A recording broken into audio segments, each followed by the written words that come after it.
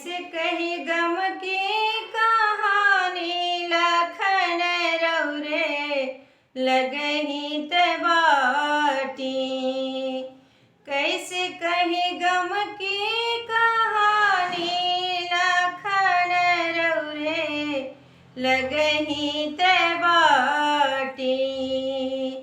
कैसे अकेले अयोध्या में जइबो माता सुमित्रा आगे मुहवा देखइबो।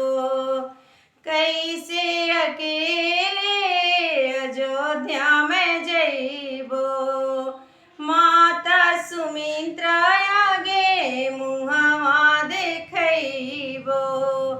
मनी है जो अपनी निशानी लखन रौरे लगही ते बाटी।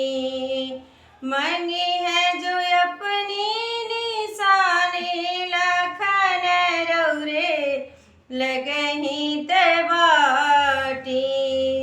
धौला गृह पर्वत पे हनुमान गइल नहीं मिली बूटी लवट के न अइल। धौला गृह पर्वत पे हनुमान गइल नहीं मिली बूटी लवट के न अइल।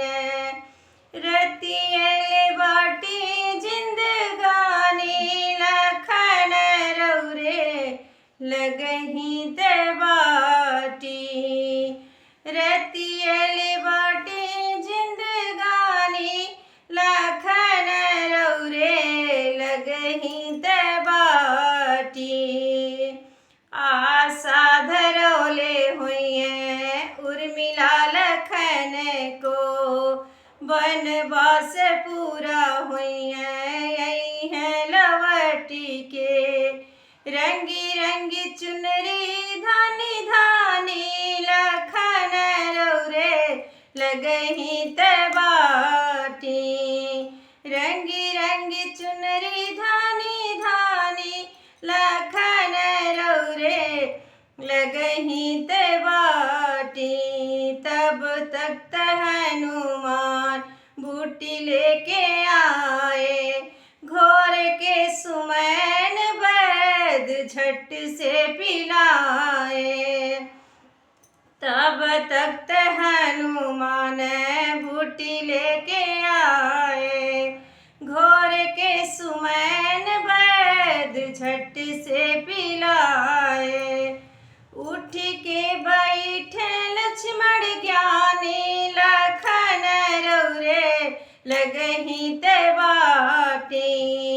उठ के बैठे लक्ष्मण ज्ञानी लखन रौरे लगही ते बाटी। कैसे कही राम की कहानी लखन रौरे लगही ते बाटी। कैसे कही गम की कहानी लखन रौरे लगही ते बाटी।